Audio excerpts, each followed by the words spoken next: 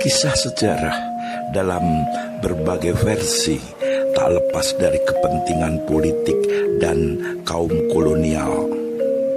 Menyikapi sejarah mesti dengan bijak dan ikhlas dalam menerima, seperti Perang Bubat dalam versi yang dirangkum dari berbagai sumber, termasuk salah satunya turangga.com yang sangat menarik sebagai penambah wacana pustaka kesejarahan. Dalam Perang Bubat dikisahkan sebenarnya bukan kerajaan Pajajaran dan Majapahit, melainkan kerajaan Pakuan, sebuah kadipaten yang menginduk ke kerajaan Majapahit. Dalam versi kolonial disebut bahwa Dyah Pitaloka berasal dari kerajaan Pajajaran, tetapi ternyata tidak. Dyah Pitaloka Citra Resmi disebut memiliki wahyu Pratsna Paramita, adalah putri Prabu Mundingwangi dari kerajaan Pakuan.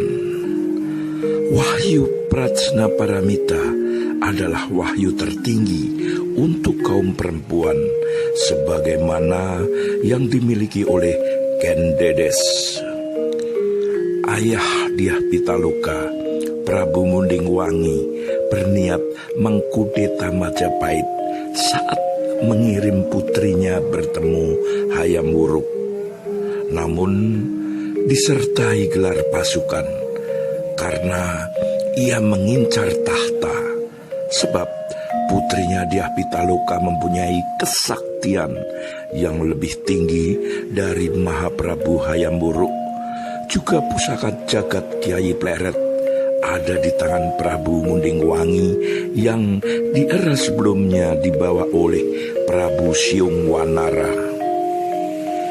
Rencana kudeta itu sempat didengar oleh Dewi Lanjar yang merupakan putri dari Keraton Indrajaya Galunggung dan diberitahukan kepada Mahapatih Gajah Mada bersama Senopati Perang Majapahit saat itu yang bernama Wikramawardhana.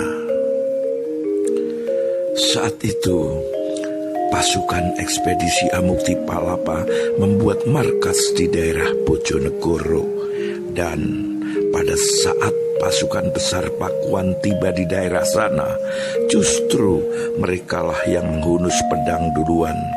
Dan ternyata pasukan Pakuan bukan tandingan dari Mahapatih Gajah Mada, Wikramawardhana beserta pasukan Majapahit. Mereka berhasil dikalahkan hingga gugurnya Prabu Mundingwangi.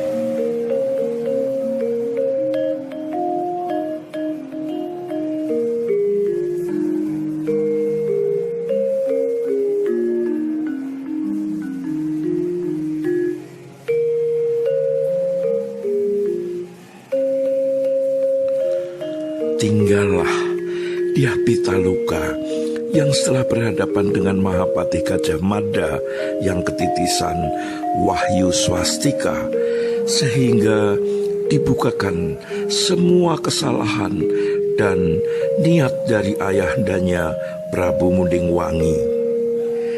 Dyah Pitaloka akhirnya memilih muksa di daerah Bojonegoro saat Perang Bubat. Dyah Pitaloka tidak mati dibunuh Gajah Mada.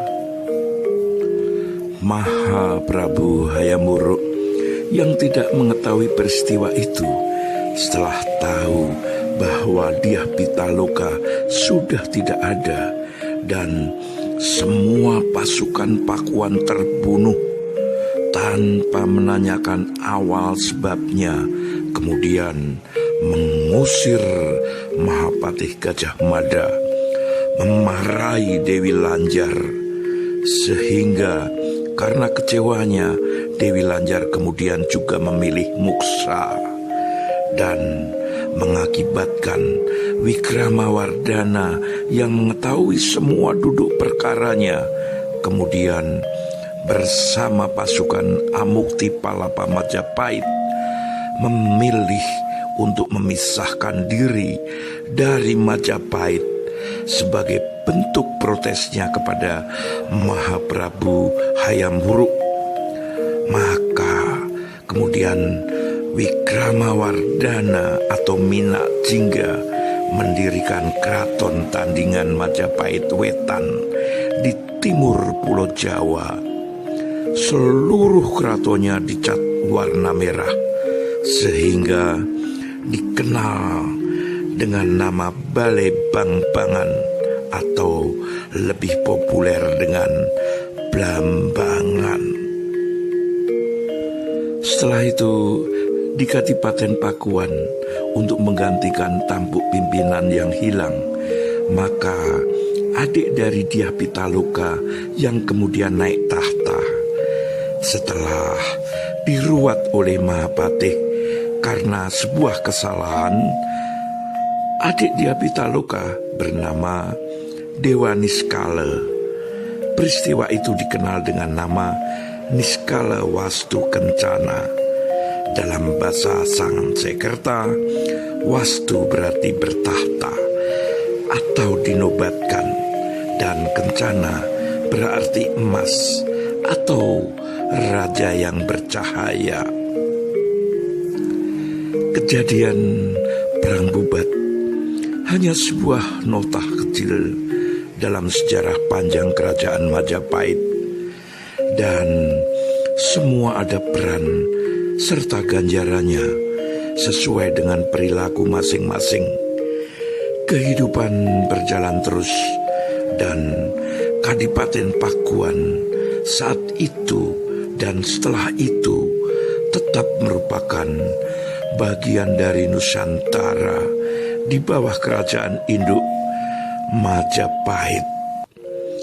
Kesan pertentangan dan dendam yang dibuat oleh antara Sunda dengan Jawa adalah buah divide et impera dari peradaban pro status quo.